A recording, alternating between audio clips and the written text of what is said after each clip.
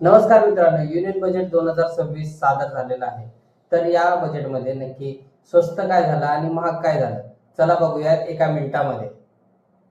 आधी स्वस्त काय झालं हे बघूया.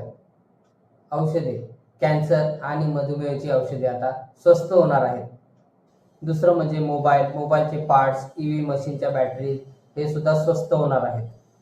जर तुम्ही सोलार पॅनल घरी बसवण्याचा विचार करत आहात तर सोलार पॅनल सुद्धा आता स्वस्त होणार आहेत. चौथं म्हणजे चमड्याच्या बनलेल्या वस्तू म्हणजे शूज, कपडे, भारतात बनलेल्या वस्तू सुद्धा आता स्वस्त होणार आहेत. पाचवं म्हणजे परदेशातील प्रवास आणि परदेशातील शिक्षण सुद्धा स्वस्त होणार आहे. स्वस्त काय होणार हे तर समजलं, पण आता महाग काय होणार हे सुद्धा थोडक्यात जाणून घेऊया. पहिलं म्हणजे दारू आणि सिगरेटवरील कर वाढणार आहे, त्यामुळे या गोष्टी महाग होणार आहेत. दुसरं म्हणजे शेअर मार्केटमध्ये ऑप्शनल ट्रेडिंग करणाऱ्यांना आता कर जास्त द्यावा लागणार आहे.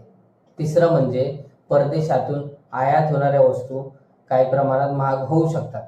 तर असा आहे या वर्षीचा हा अर्थसंकल्प. मित्रांनो, तुम्हाला काय वाटतं, हा बजेट आम आदमीच्या खिशाला परवडणारा आहे का? कमेंट बॉक्समध्ये आम्हाला नक्की कळवा आणि व्हिडिओ आवडला असेल तर व्हिडिओला एक लाईक नक्की करा. धन्यवाद.